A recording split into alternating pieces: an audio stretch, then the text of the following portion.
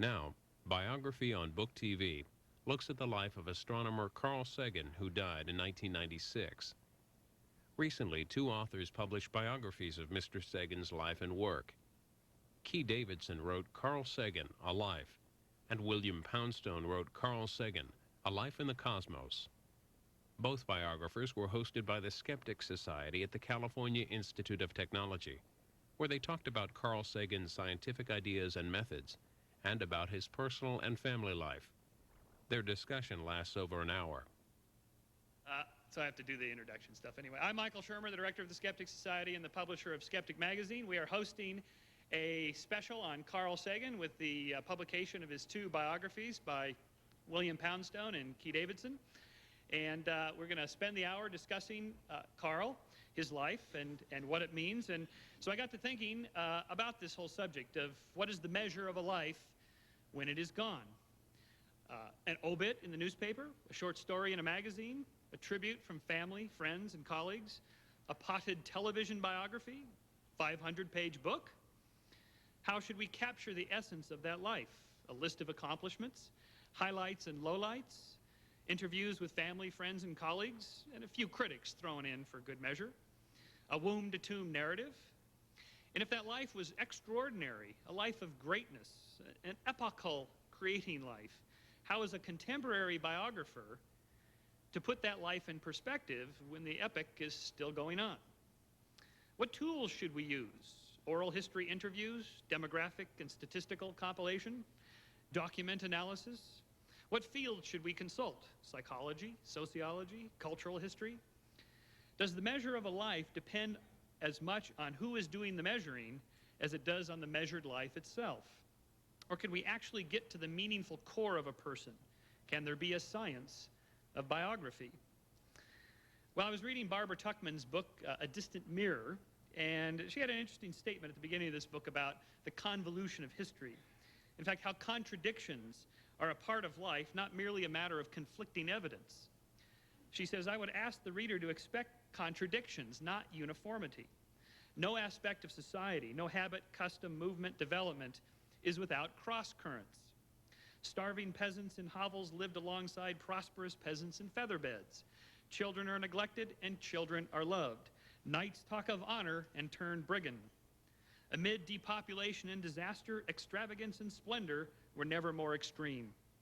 No age is tidy or made of whole cloth, and none is more checkered fabric than the Middle Ages. And that's beautiful Barbara Tuchman writing. But we can apply this to a single life as well. No life is tidy or made of whole cloth, and none is more checkered fabric than Carl Sagan's.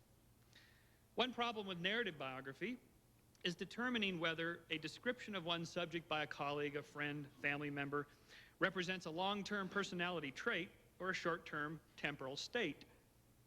Was Carl Sagan a tender-minded liberal, or was he a tough-minded careerist? Was he a feminist or misogynist? Was he really obsessed with the possibility of extraterrestrial intelligence, or was this just a passing fancy that happened to generate a lot of media attention? How can we tell? The problem is if you start off with the hypothesis, it's easy to mine the data to find quotes and examples that fit what you're looking for to slant a particular history to go in one way or the other. Now, the dream of a historian or social scientist is to have it all in one place to look at. And fortunately for us, Carl Sagan was almost obsessive with keeping track of everything he did. Most curriculum vitas are 12, 15, 20 pages, 50 pages. This is Carl Sagan's curriculum vita. It's 265 pages, single-space typed. So I mined the data, not to test any one hypothesis, but just to kind of look at a life from some statistical points of view. So you could start off with something simple like this. These are Sagan advisory groups, professorship, lectureships, professional societies by type. Total 293, 137 advisory groups. This is anything from a board of advisors for like Skeptic or the Humanist or whatever, to professional groups, lectureships, professional societies, editorial positions, patent designs, 26 short biographies, and now 2 full-length biographies, and they're both here today. We can look at Carl Sagan fellowships, awards, and prizes by type. Won quite a few, total of 89. But what did he get them for? That matters, because what was it that was important to him that people rewarded him for? Number one, humanitarianism, humanism, and peace. This is all the environmental stuff that he worked on, nuclear winter, and so on. Popularization of science and education, which he's probably most famous for. His scientific research, outstanding overall achievement, 13 of them. Only 2 for scientific writing. However, numbers don't just say it all. One of those 2 is the Pulitzer Prize. So that's not so bad, I think. We can look at honorary degrees by type. He got honorary degrees, a number of them. In fact, 23 total, 14 doctorate of science, and so on and so forth, 23 total. I should note that, that these statistics only really matter in context. I mean, one of the questions I was interested in is, why was Karl not nominated to the National Academy of Science? How would he compare to other members of the National Academy of Science? Well, I called the National Academy of Science, I called the AAAS, and they just don't have that kind of data. Other people do, and I just didn't have time to put all that together. But so what I did was I called 3 prominent, eminent scientists, all members of the National Academy of Science. You all know who they are: Jared Diamond, Ed Wilson, and Ernst Mayr. So by comparison, Sagan has 23 honorary doctorates. Ed Wilson has, let's see, Ed Wilson has 26 honorary degrees, which he was happy to tell me. One of the characteristics of a great man, is of a driven careerist, as it were, is you keep track of your statistics. I mean, Pete Rose and some of these fanatical baseball players, they're famous for this, and a 265-page curriculum vitae is a great example of this. Wilson knew right off the top of his head, yeah, 23 for him. I had 26. When I talked to Ernst Mayer's 95 years old. And so he's had a few 35 years more than Karl, 34 years more than Karl, accumulate these things. Nevertheless, he said, I only have 16, but mine are the cream of the crop.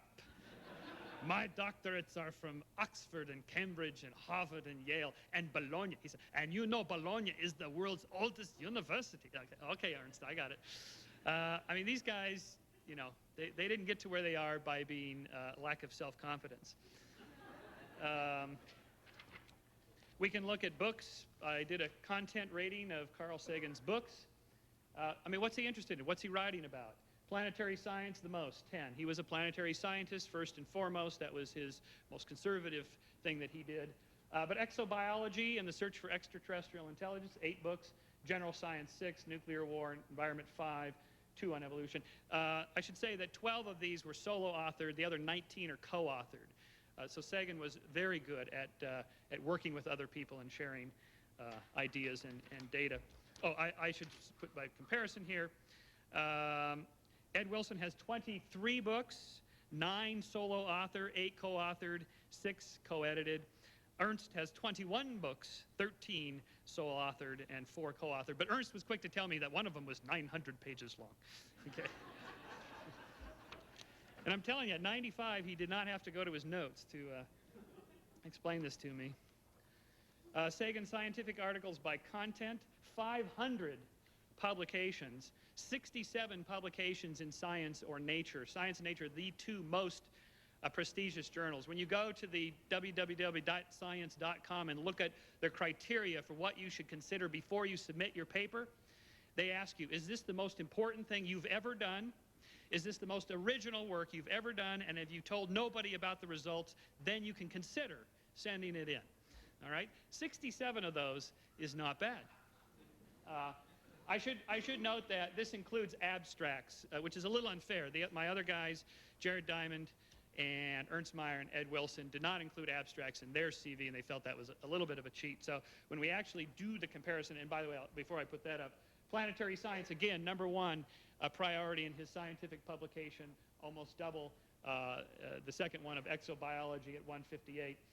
I broke out exobiology from SETI as 2 different things. Most of the exobiology papers are having to do with the origins of, chemical origins of life, things like that, not actual intelligences. and then 16 papers on nuclear winter and nuclear war. So clearly, again, he's a highly regarded conservative planetary scientist. He's not out there on the fringe like that at all. Now, when you compare it to the other guys, Karl in context, career scientific publications. I took out the abstracts, so that puts him at 412, compared to Ed Wilson at 380, Jared Diamond at 549, and Ernst at 704. And Ernst knew immediately, as of today, 704.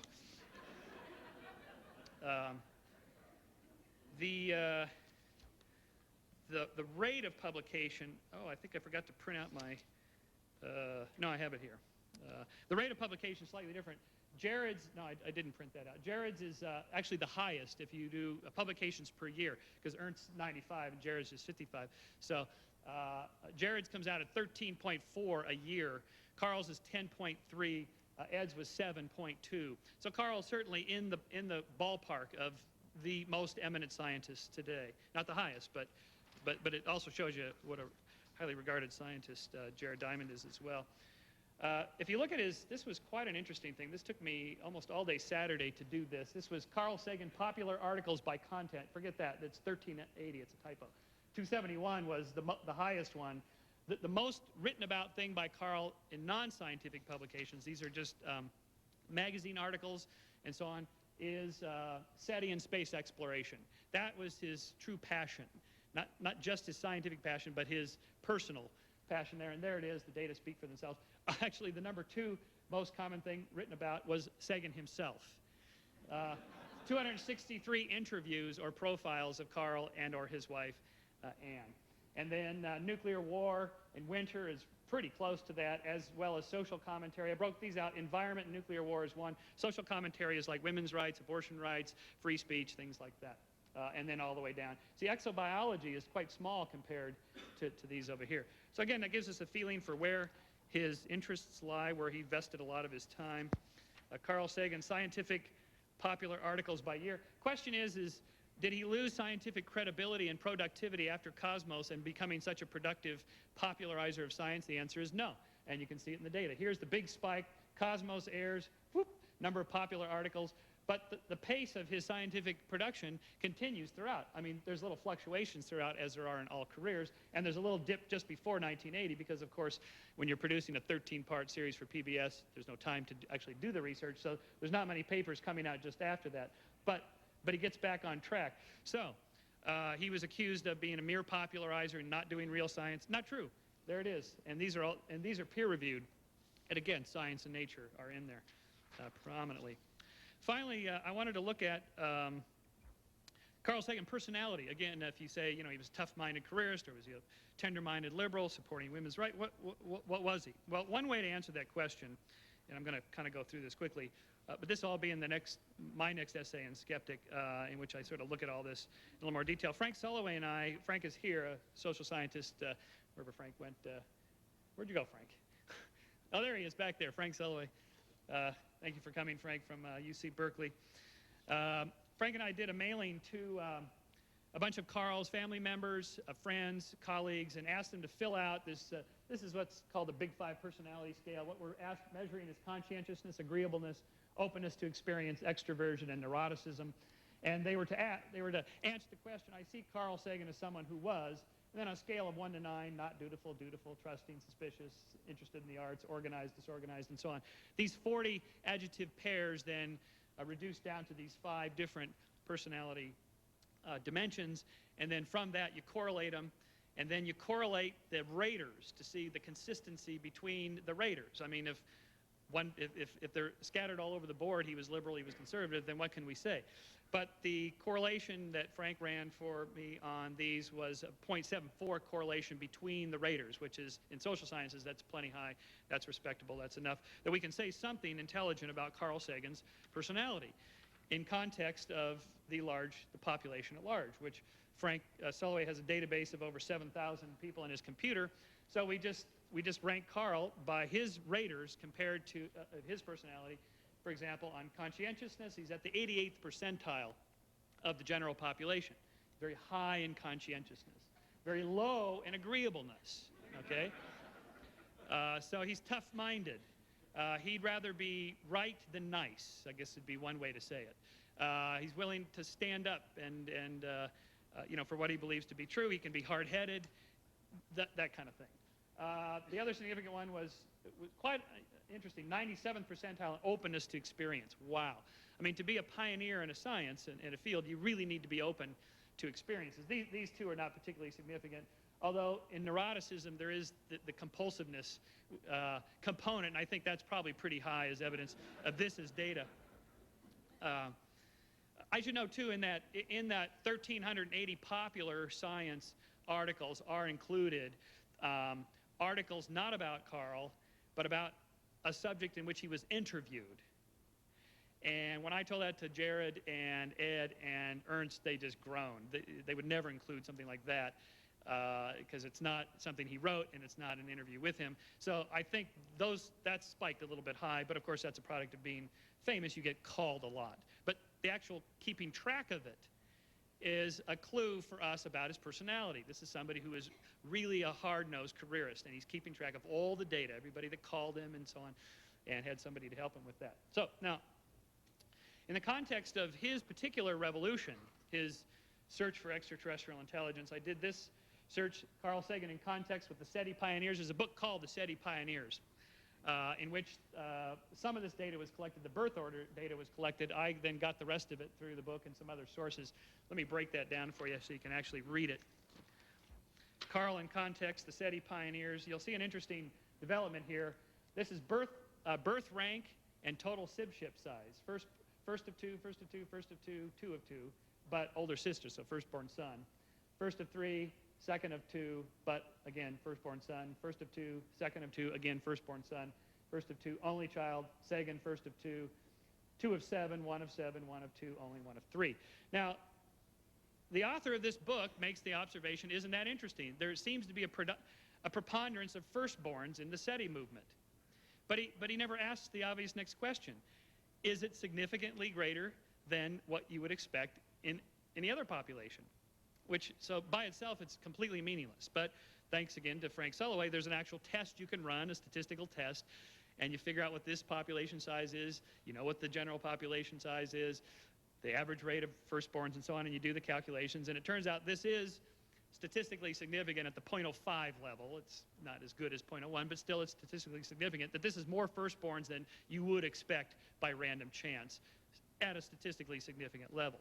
Now, so what? What's going on with firstborns? Well, as Frank shows in Born to Rebel, those kinds of personality characteristics, conscientiousness in particular, and that tough-mindedness as measured in this sort of low agreeableness, are typical of firstborns. But what about this openness to experience? Well, firstborns are just, the birth order is just a proxy for other things going on.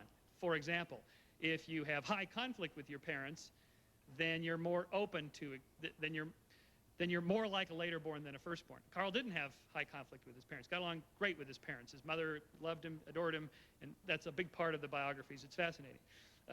So what else is going on? Well, he's raised Jewish, and members of oppressed groups tend to be more liberal, more supportive of liberal causes, and so on. And in fact, as we saw on the statistics on the things he published, and popular articles in particular that he wrote, he was very socially liberal, extremely socially liberal. And so that would explain the openness to experience. And then the final thing, I'm not sure, and I'm still playing around with this in my mind, this whole SETI thing. What is SETI? I mean, all of these guys believe that there probably are extraterrestrial intelligences, or else they wouldn't be in that field, right? They wouldn't have been pioneers in the field. They wouldn't be working in it. But they were all asked in that book on the SETI pioneers, do you believe in UFOs? Not one of them. I mean, there was a tiny bit of equivocation. Oh, maybe, you know, who knows, but probably not. And so they believe in the sort of a high class, highbrow form of extraterrestrial, not the lowbrow abduction stuff with crop circles and stuff like that. So finally, I was looking at their religious backgrounds. All of these guys were raised in some sort of religious family: Church of England, Anglican Orthodox, several Jews. Of course, Sagan was Jewish, and they're all atheists, all of them. Well, all of them are non-believers. It was difficult to code because they didn't ask directly. You had to infer it from the interviews in this book. But they were all at least non-believers, or I couldn't tell from, or they just came out and said, I'm an atheist. And Carl was certainly pretty strong about that. So I'm speculating, and I can't prove this, but it's just sort of an interesting idea, and our biographers can comment on that if they wish, that SETI is almost a quasi-religion, kind of spiritual movement in a way. There's absolutely not a shred of evidence of extraterrestrial intelligence. I suspect, like most people, that they're probably out there, but yet driving that is this idea that there's something transcendent to us, a higher intelligence of some kind, and that they've somehow survived destruction of their environment and the ecosystem in themselves, and so they must be wiser than us, more intelligent than us. They're almost deified. I mean, that's what you see in these science fiction novels and films, and it's a little bit of that in Contact, to be sure. Anyway, so that's just having a little fun with a weekend in Carl Sagan's CV. Of course, that isn't a life. Humans are storytelling animals, and the story is really where the action is, the narrative in which you take that data and weave it into a story, and that's what our two guests have done today.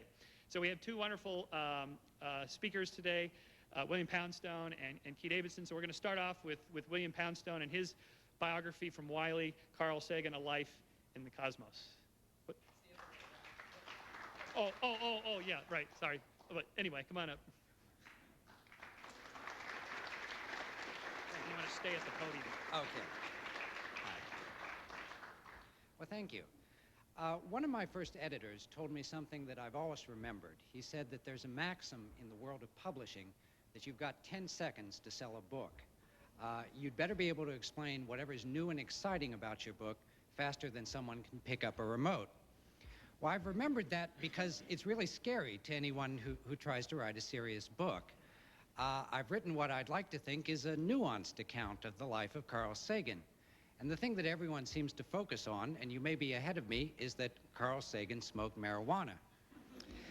Well, now don't get me wrong, I thought this was a perfectly good revelation as biographical tidbits go. But it certainly has gotten a lot of publicity, and it seems to interest people. In general, it seems that there's a feeling that marijuana just doesn't sit with the image that people have of Carl Sagan. Sagan was almost our culture's living Mr. Spock, the embodiment of science and rationality. That there was this other side to Sagan seems to have upset a lot of people. Well, I'm often asked to account for this seeming paradox, if such it is. Well, today I'd like to do so in a little more detail than the usual soundbite. And since this is the Skeptics Society, I'd like to look at how Sagan and marijuana may or may not tie into skepticism. Yes. Well, when I first started writing this book, I had no idea that marijuana was going to be part of it. I knew only that Sagan was a very private man.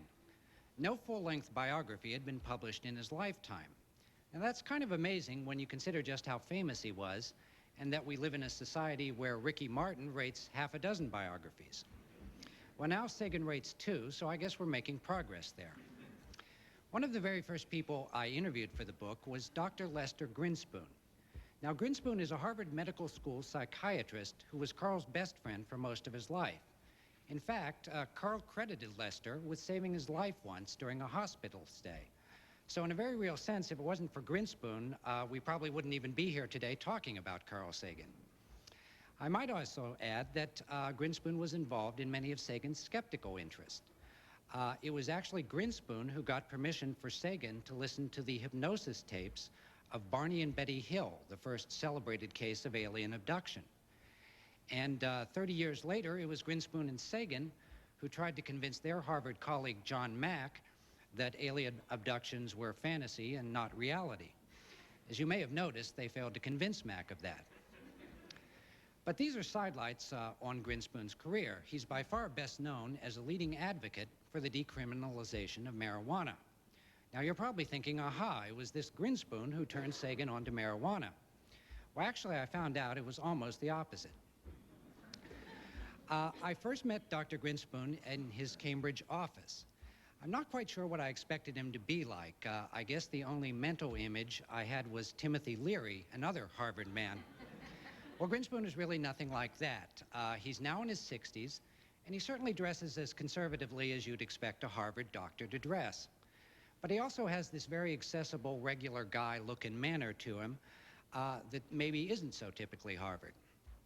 Well, anyway, he told me that he first met Karl at a cocktail party in the mid-1960s. Now, the conversation had turned to the war in Vietnam. And despite what you probably think about Harvard in the 60s, practically everyone there was all for the war. The two who weren't were Karl and Lester, so they ended up introducing themselves.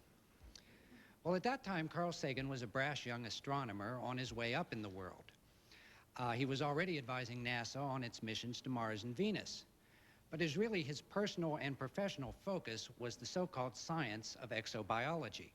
This is defined as the study of life beyond the Earth. Now, the problem with exobiology then and now is that they didn't really have anything to study. But Sagan was pretty convinced that there was a good chance of life on Mars, and he was dead set on being part of the scientific team that would discover the first Martians, assuming that the Martians cooperated by being there.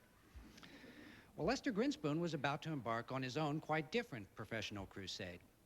At that time, the use of marijuana was increasing among young people, and as a psychiatrist, he was alarmed by that trend. Grinspoon had the idea of compiling a truly scientific case against marijuana and publishing it so that people would realize what the dangers were. But as this work progressed, Grinspoon's ideas about the drug made almost a 180-degree turn. Now, this was for many reasons. He found, first of all, that there had been few scientific studies of the drug. The few most credible ones failed to demonstrate the sort of hazards that were widely being claimed. Grinspoon's work culminated in a 1971 book called Marijuana Reconsidered. I think this book is interesting for a skeptic to read, even if you're sure it's dead wrong and it's not going to convince you of anything. Well, anyway, Grinspoon found that Sagan served as almost a kind of walking object lesson for him. When they met, Sagan had been using marijuana for half a dozen years. Grinspoon had never tried the drug at all. And the thing that impressed Grinspoon was that Sagan seemed to defy all the stereotypes about pot smokers. Far from being laid back, Sagan was the most extreme sort of workaholic. He was certainly a man with a sense of a scientific mission to accomplish. And Sagan was apparently able to use the drug in sensible moderation without any obvious ill effects. Well, one chapter of Grinspoon's 1971 book concerns literary accounts of people's experiences with marijuana. Now, for the most part, Grinspoon excerpted these from the writings of people like Baudelaire and Allen Ginsberg. But Grinspoon got the idea it would be great if Karl would write his own account. Well, somehow he talked him into doing it. Karl agreed on the condition that it be published anonymously. So he used the name Mr. X. Well, I've written scientific biography before, and I can tell you it's the hardest thing in the world to get scientists to talk about their sex lives, or about anything aside from science, pretty much. Well, the Mr. X piece is amazingly candid, certainly about the drugs, and to a degree about other aspects of Sagan's life as well. So it was really quite a revelation. In this Mr. X piece, Sagan claims that cannabis enhanced the enjoyment of everything from sex to classical music to baked potatoes. He seems to think that he was able to function pretty normally while using the drug. He even says he sometimes drove a car while stoned. And I should add that that's something even normal tells people not to do in these more safety-conscious times. But the most unusual thing about Sagan's experiences, I think, was doing science while under the influence. Now, in the Mr. X piece, he writes, I quote, "I have made an effort to think of a few particularly difficult problems in my field when high. I find that it works, at least to a degree. I am able to bring to bear a range of experimental facts which appear to be mutually inconsistent." Unquote. Well, Grinspoon assured me that Sagan really believed he got many of his best ideas this way. He remembered one occasion where someone sent him, Grinspoon, an unsolicited gift of marijuana. And it turned out to be one of those particularly potent batches. Well, as soon as Karl found out about that, he said, "You've got to give that to me. I've got work to do."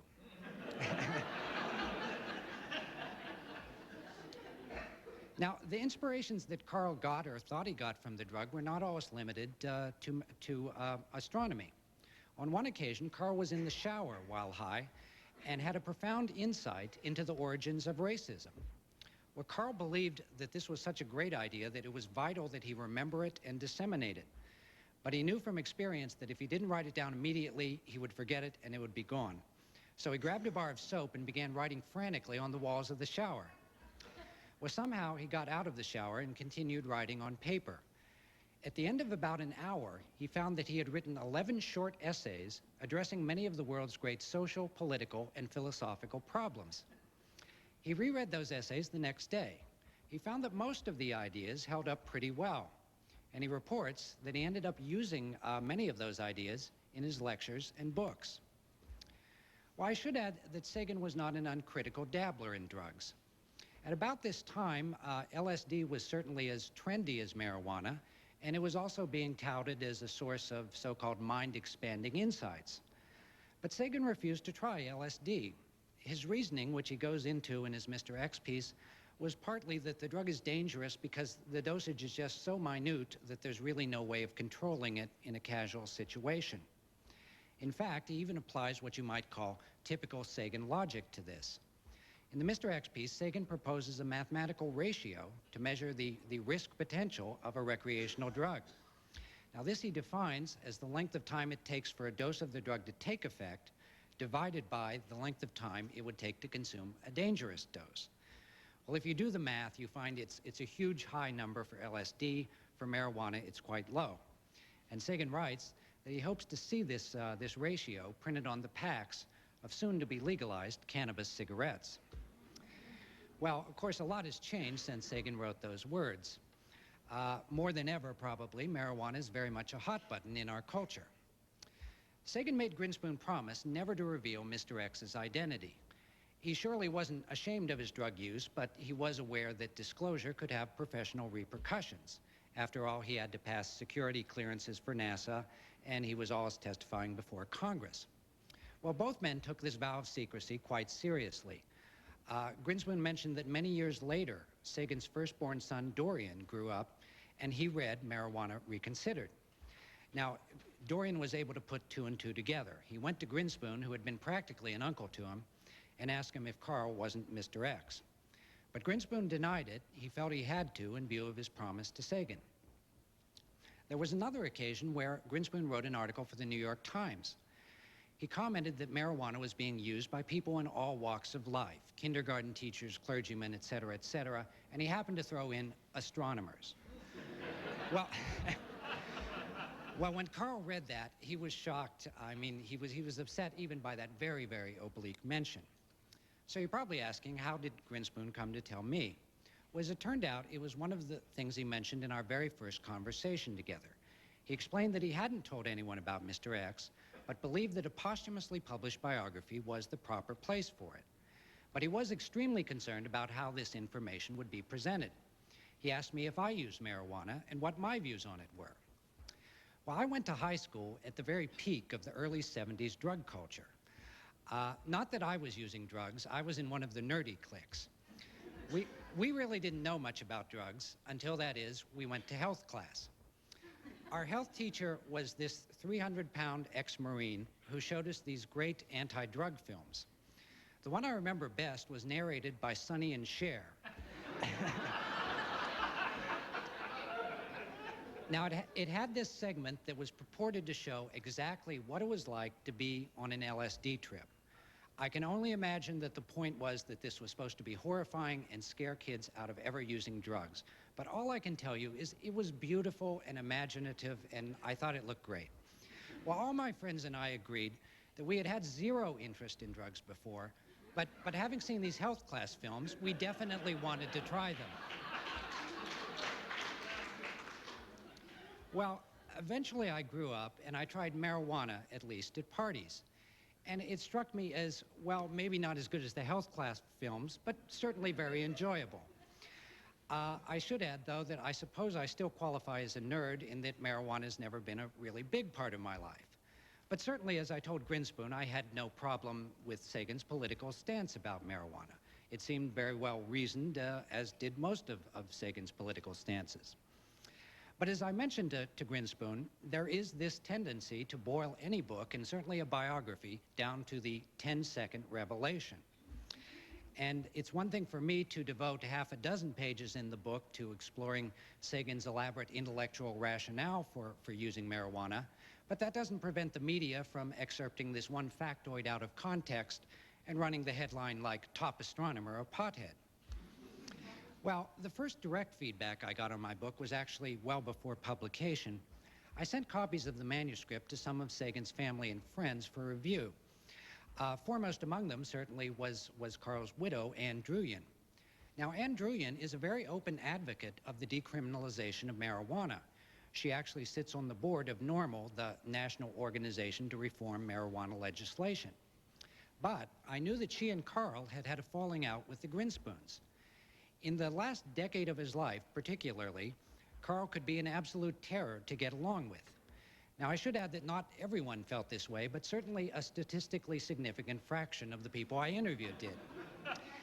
And in many cases, Karl would terminate literally a decades-long friendship for reasons that to an outsider seemed pretty trivial.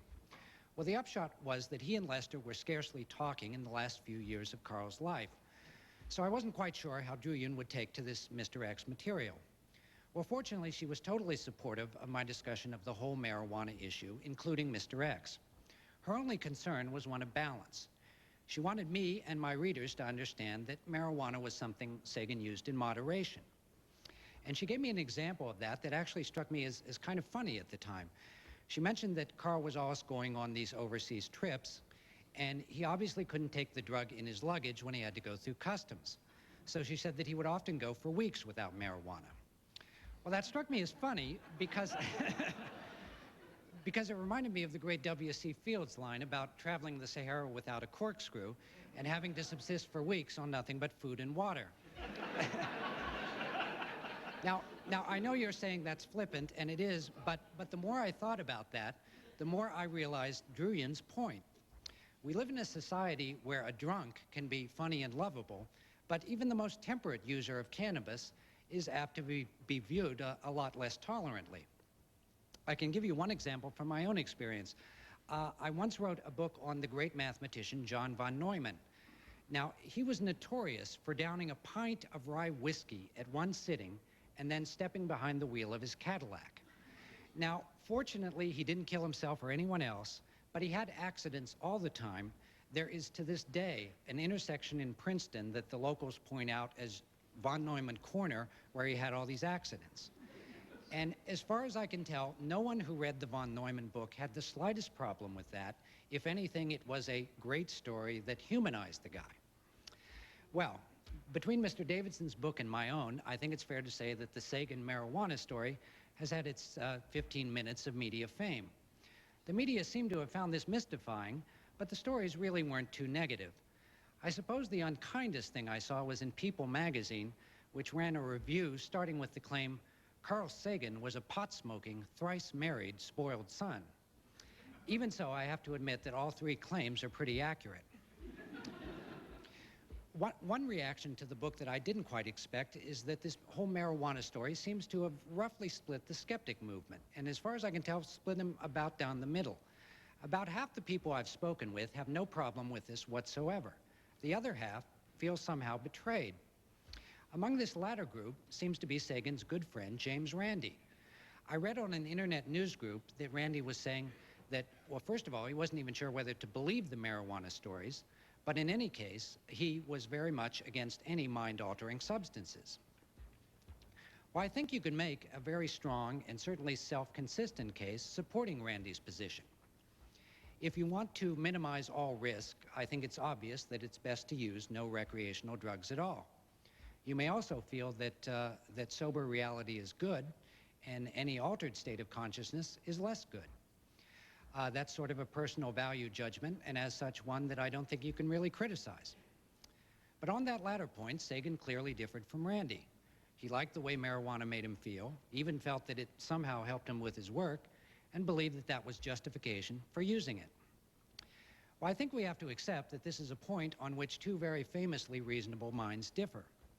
But I'd like to close by posing the question of why there has been such an almost emotional reaction to this revelation, if you want to call it that Carl Sagan smoked marijuana. Well, I think the answer lies in the fact that drugs are more than chemicals. They carry a great deal of cultural baggage as well. To most of us, marijuana has certain implications or certain associations. It's probably associated with hippies, reggae, liberal politics, and above all, defiance, for it is illegal. As Sagan in particular was very aware, the youth culture that embraced marijuana was often very suspicious of science. It often linked it to the Vietnam War and the atomic bomb. Well, I suspect that this may be behind the reaction that I detect from some skeptics, that marijuana is incompatible with skepticism. Incompatible in a way that martinis aren't, I guess. Furthermore, marijuana carries the connotation of hedonism, which, as we all know, is a very dangerous thought in American society. We are back to this Mr. Spock idea that logic and emotion just don't mix. Well, Sagan sometimes struggled with that mixture himself.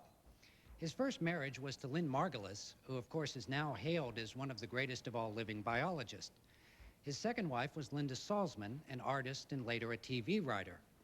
To some of Carl's friends, it seemed that in these two marriages, he had veered from an overwhelming emphasis on brains to an equally overwhelming emphasis on body. Carl saw a therapist as this second marriage faltered. The therapist finally told him that his problem was he had to decide between his brain and his prick.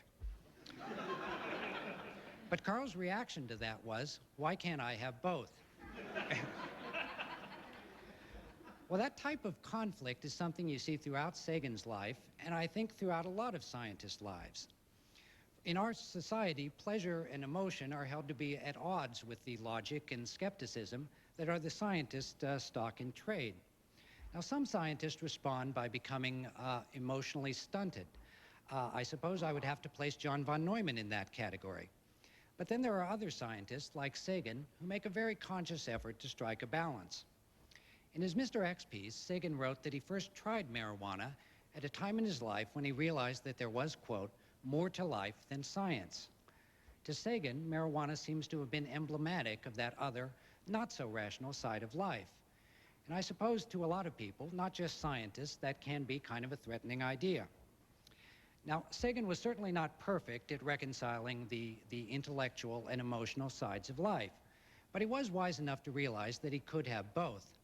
And I think that's an important key to understanding Sagan as a person and to understanding why people are upset by Mr. X. Thank you.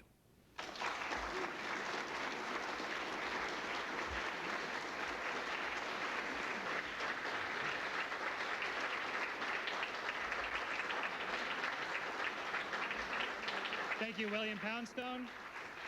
The book is Carl Sagan, A Life in the Cosmos. The publisher is Henry Holt. I misspoke before. Sorry, clarify that. I'm going to go straight to Key Davidson to speak, and then we'll do questions, and then we'll do the video to make sure that we get it all in the hour. Key Davidson is the science writer for the San Francisco Examiner. His book is Carl Sagan, A Life. Key Davidson.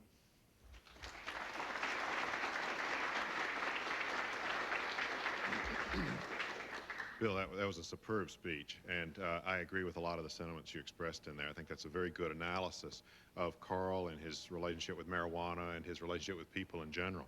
I'm going to leap right into a somewhat different topic, depending on your point of view, and that is the search for extraterrestrial intelligence.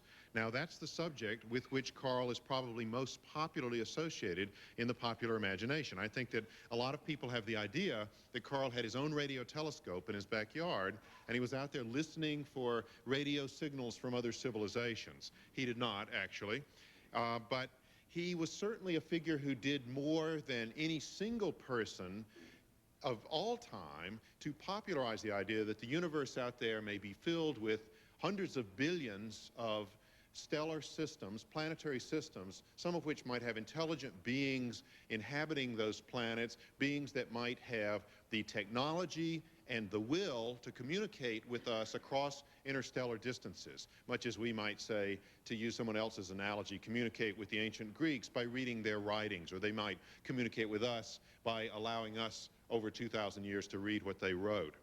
And next year is a very interesting anniversary, because next year, early next year, will be the 40th anniversary of the first serious search for extraterrestrial intelligence. It's a search that was launched by Frank Drake, who is a famous radio astronomer who knew Carl for many years. They were personally very close. Frank and Carl were at Cornell University together during similar periods of time. And Frank, in early 1960, when I was 7 years old, decided to use a radio telescope in West Virginia, in a radio quiet valley of West Virginia, to scan two stars in the sky, which are pronounced, I think, Tau Ceti and Epsilon Eridani. Any amateur astronomers can correct me. He listened to these stars for a brief period of time, hoping to detect any kind of intelligent radio signal coming from planets that might be orbiting those stars. And the search, as is well known now, of course, was unsuccessful. Nothing was heard. But that was sort of the founding event of SETI, the search for extraterrestrial intelligence. And that search has since continued. It's had many political and economic and scientific ups and downs in the 4 decades since, but it continues to this day, funded totally or almost totally privately, involving groups such as the SETI Institute in Mountain View, California, and the Planetary Society, and so forth. And what is the bottom line so far after 40 years? Well, the bottom line is that the search so far has completely failed. It has completely failed. There has been no detection whatsoever of any intelligent radio signal from the sky, or at least what we can say is indubitably an intelligent radio signal from another civilization. And it is important to stress several things before I say what I'm about to say. First of all, I'm a very strong supporter of SETI, and I have been all of my life. And I think the search needs to continue, and I urge all of you out there who have a little extra cash to send your contributions to the SETI Institute or the Planetary Society. I have no connection with these organizations. I don't get a cent. However, I do think the SETI search is worthwhile, and it should continue, because whatever it finds over the next couple of decades or centuries or however long it lasts will be interesting, whether it's positive or negative. But so far, the search appears to be negative. After 4 decades, no signals. And I want to propose today, now that we're on the brink of this 40th anniversary, that it may not be too early for us to begin to try to draw some preliminary, and I underline the word preliminary, conclusions from this negative finding, this so far negative finding. A fascinating thing about SETI is that it poses the most fundamental questions you can imagine about everything under the sun. Questions that are not just scientific in nature, specifically astronomical and biological, but also sociological, economic, political, and so forth. Many of you are perhaps familiar with the so-called Drake equation, named after Frank Drake. The Drake equation, which was pioneered in the early 1960s at a scientific conference in West Virginia at the same radio telescope, a scientific conference where young Carl Sagan was present and was described by everyone present as a brash young man, the same term Bill used, and that's correct. Everybody uses that word, brash young man, which meant he was rude and he interrupted people and he told Nobel laureates they didn't know what they were talking about. That was Carl. That's how you become famous sometimes. Maybe that's how you do it in American science. But anyway, at that West Virginia conference, the Drake equation was unveiled. Frank Drake drew it on the blackboard, and it consisted of a number of variables that said, here's how you might be able to guesstimate the number of intelligent radio-communicating civilizations in our galaxy, the Milky Way. The variables in it included things such as the number of stars in our galaxy, which is pretty well known, 300, 400 billion, the number of stars with planets, which was not at all well known then, and today is somewhat better known, although we still don't really know very clearly. We're still getting data back on the extrasolar planets. The number of advanced civilizations out there, of course, nobody has a clue. How frequently life is likely to emerge on other planets. All of these things, all of these variables go into the mix, and from this you calculate the number of likely intelligent civilizations out there in space that might be interested in communicating with us by radio.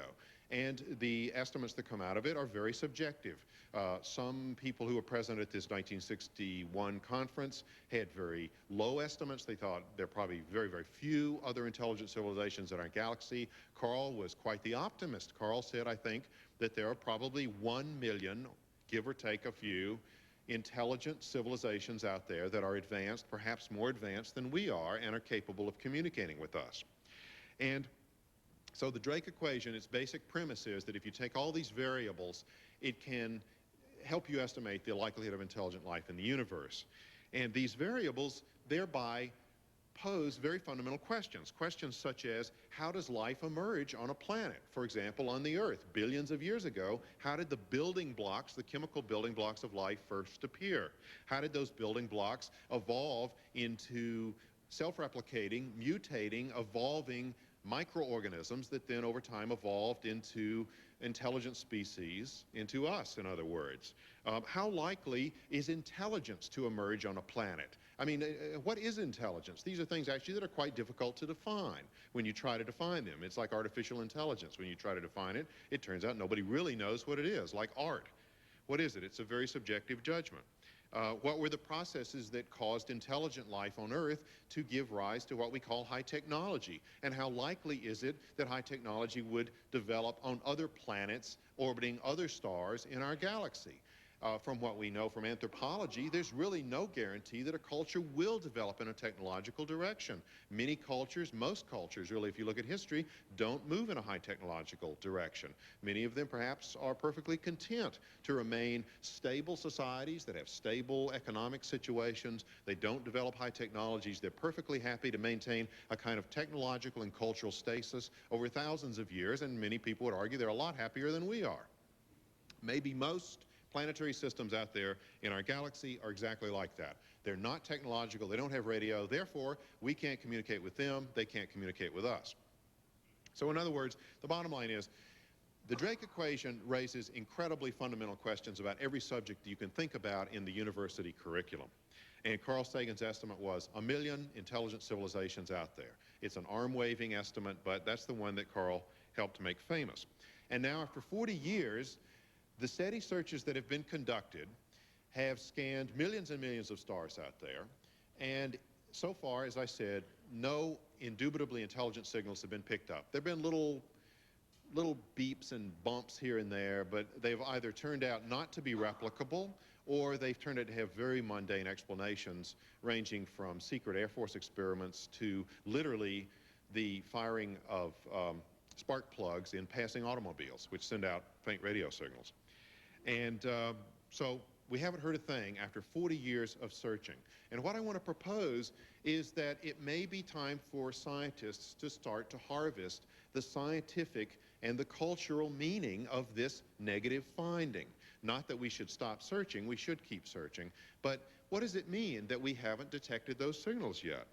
Well, Carl Sagan was a big optimist on the idea that the building blocks of life are likely to emerge on the surface of a planet.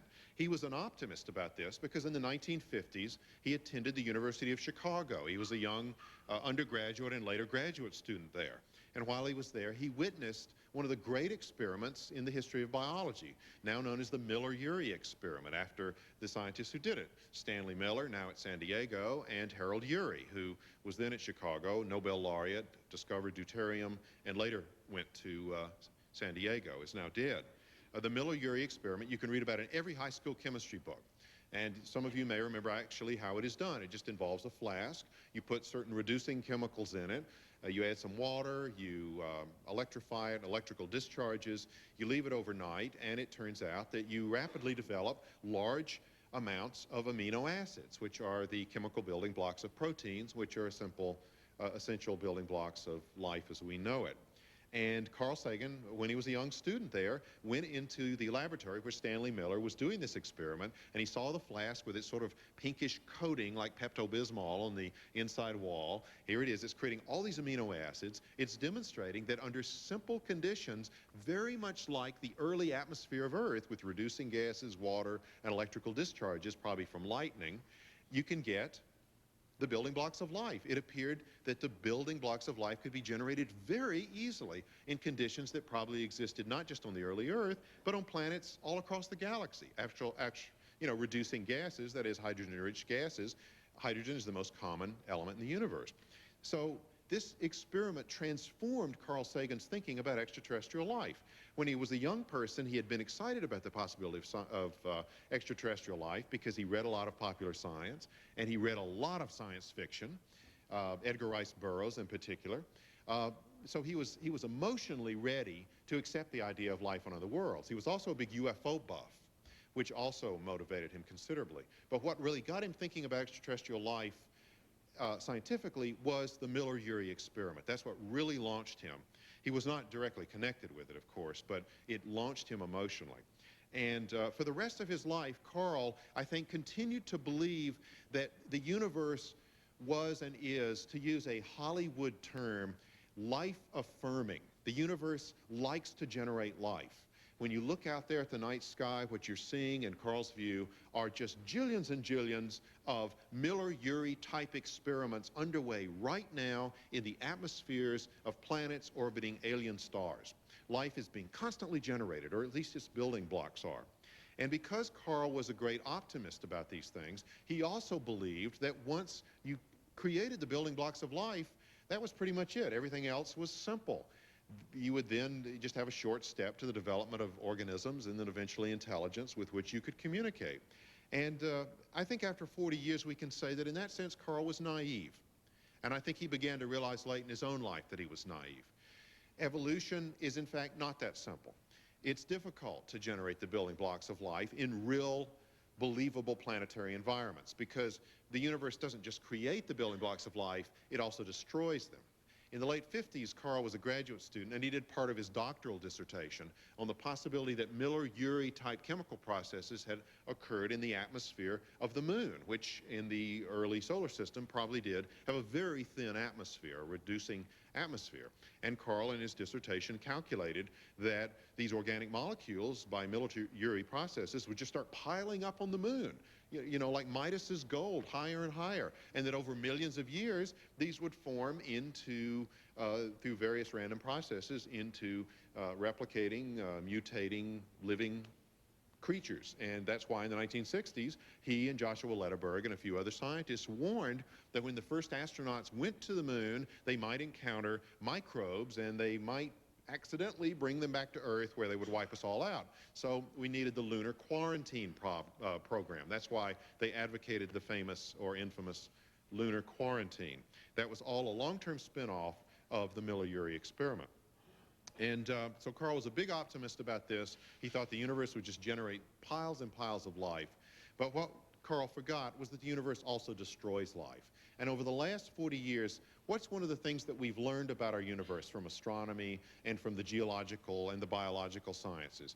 What we've learned is that the universe isn't just life-affirming, it's also life-destroying. We've learned that the history of life on Earth is not just the traditional uniformitarian tale of life slowly evolving over millions of years, but it's also comets falling to Earth and wiping out an otherwise perfectly successful species, the dinosaurs.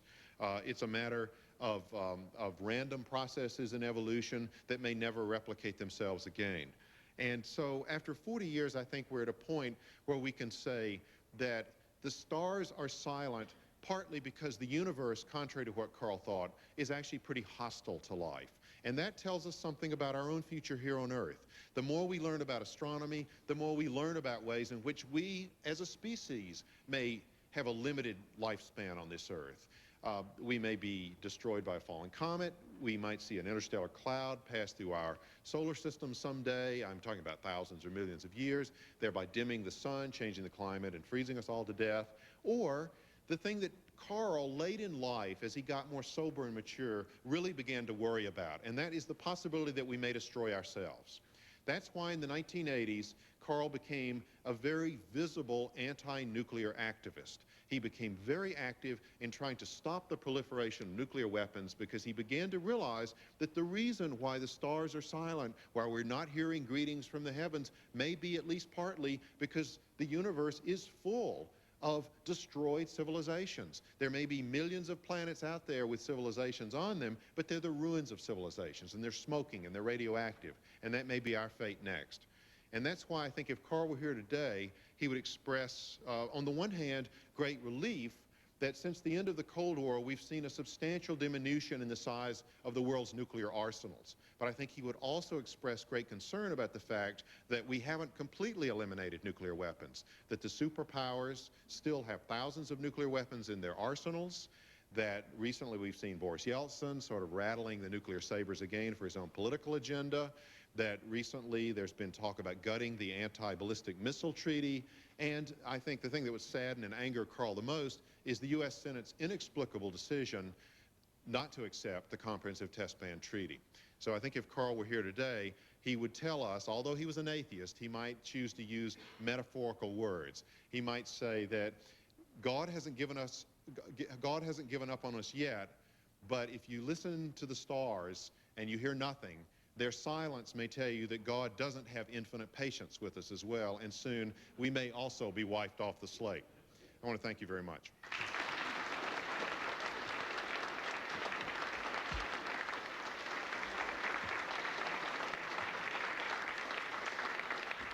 Okay, we'll take your questions now for a few more minutes, and please repeat the question. So, do we have any? See, we have to. Where? We got one way over here, but we got the microphone way over there. Do we have any over here for right now? All right. Well, you want to just stand up and boom it out. I'm wondering, given that you're immersed in Karl's life, I've talked to many people who know him, whether you think the fact that he wasn't elected to the National Academy was an unkind emotional response on the part of the current members who could have elected him, or was a valid intellectual evaluation of his scientific work? Bill, do you want Yeah, to? Bill, why don't you stand up right up to the microphone? The first thing I should probably say is that he actually was elected in the initial balloting, but the rules say that they then bring this to the floor in the meeting, and someone can challenge it. It's almost like the thing in a marriage ceremony where you say, you know, if anyone knows any reasons, speak up now or hold your peace. Well, it was during that people challenged him, and eventually in the new balloting they decided to keep him out. The people who were against him basically felt that he was a popularizer, not someone who actually did science. And that's what really counted against him. But of course, there's no strict rules regarding the Academy. I mean, people have been elected just because of their administrative work. And as Mr. Shermer certainly demonstrated, Karl's scientific career, if you go by the number of papers, was really quite impressive and up there with many people that we revere as great scientists. For my money, he should be in the Academy. Do you want to? I agree, and I think Bill put it very well. I agree with what he said. I would like to add one thing. I think that it is complicated. The larger question really is how good a scientist was Carl Sagan, and there's really no simple answer. I think he was a very solid scientist. He knew a lot about many different sciences, some of them more deeply than others. He speculated, sometimes a little carelessly perhaps, but all in all, I think he should have been admitted, and I suspect that one factor in him being kept out, or two factors, is one, he could be abrasive sometimes, as Bill pointed out earlier, and I think he made enemies he shouldn't have made. And second, I think his anti-nuclear activities cost him a lot of support among some of the more conservative members of the Academy. Yes, I'd agree with that as well. I have a question. Do the mic. This is from Ann Dreen.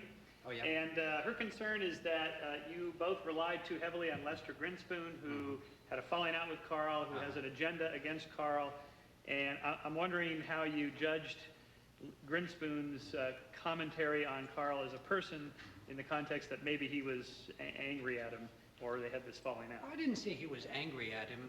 He said several times that he felt very honored to have known Karl as a person. It was a case, I mean, he was his best friend for really from the 1960s until the mid-1990s. You have to listen to everyone if you're trying to write a responsible biography and sort of weigh everything. Both of them were obviously extremely wonderful and helpful sources, and I just weigh everything together and try to write the best biography I can.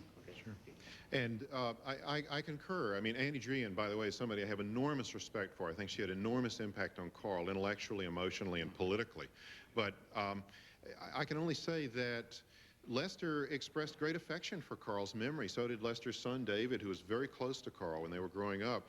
There were personal falling outs, but when you talk to these people, I mean, both of them urged me not to overstate their criticisms of Karl, because as David Grinspoon himself said, David's now a leading planetary scientist, he said that my father and I are very, very grateful to have had Carl Sagan in our lives. And I think that's one thing that struck me about, in 2 years of research, I never found a single person, not one person, who knew Carl Sagan really well who just hated him. I mean, people had mixed feelings about him. Some people loved him and hated him, but you know, he had so many wonderful qualities. I think it was very hard for someone to for someone's views to be rejected on the grounds that they just hated him, because I didn't find anybody like that. Except for Edward Teller, apparently. Edward Teller, yes, but he had his own agenda. Yeah.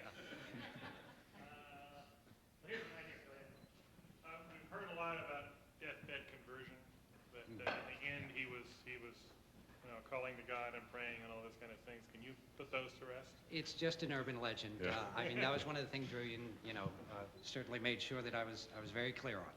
That's right. In fact, similar deathbed conversion stories are told of Charles Darwin and Bertrand Russell.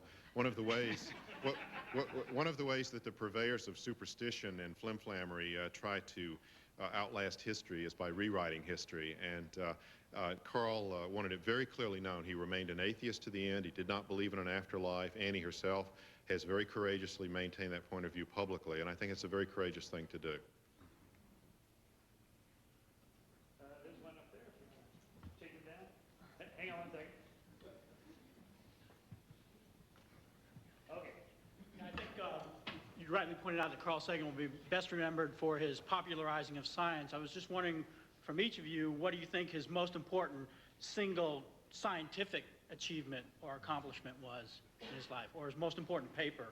Something I've heard from a lot of people is his paper on the early faint sun paradox. This has to do with the fact that that our astronomers know that that the sun has over time been burning hotter and hotter. And if you try to project that back, well, you figure that there must have been a time when the oceans would have been frozen solid. But the fossil record is very clear that throughout at least the vast majority of Earth's history, there have been liquid oceans. You can see remains like of the ripples where waves came in and were fossilized. So somehow you have to explain that. Sagan did a paper back in, I'm not sure what year, 71, 70s? I think. Yeah. When he was writing the Mr. X piece, actually. So maybe there's a connection there.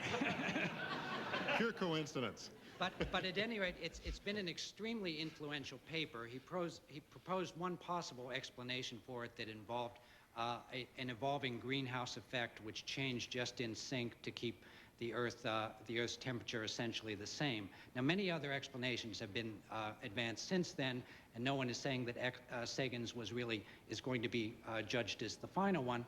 But certainly it's had an incredible influence. If you look at the number of citations, this is certainly one of his most cited of all papers.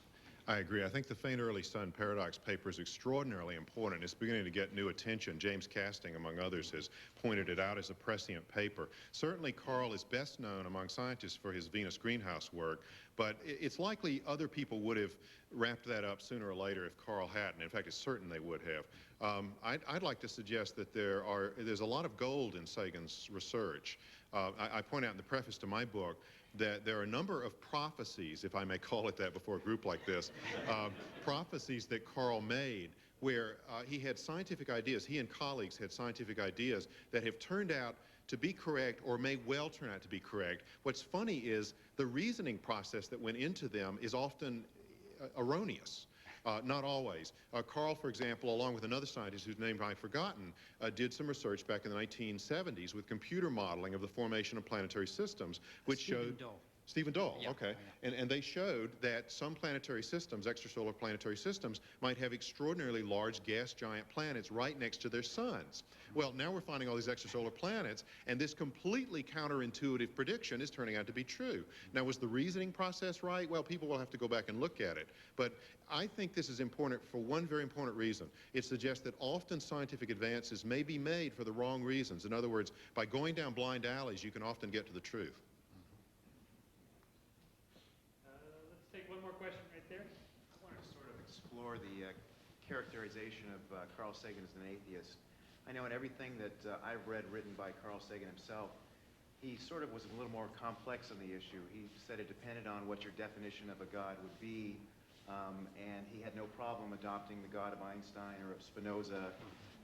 And in one essay in 1977, he said that an atheist is someone that has conclusive proof that a God does not exist, and I don't have that proof, so I take the agnostic position. So I'm wondering how you sort of sort through that and decide based on everything in totality what his beliefs are or how they fit. Well, he certainly wasn't lying when he said that if you want to be perfectly accurate, since he doesn't have proof that there's no God, he would be classified as an agnostic. But I think if you look at the totality of what he wrote, he's basically saying that he doesn't believe in the Judeo-Christian God any more than like the Tooth Fairy or Santa Claus or other things that, strictly speaking, I mean, you can't prove they don't exist either. So I think it's almost in that category. I think Karl would have said, you know, that to say I'm an agnostic about God would be like saying I am an agnostic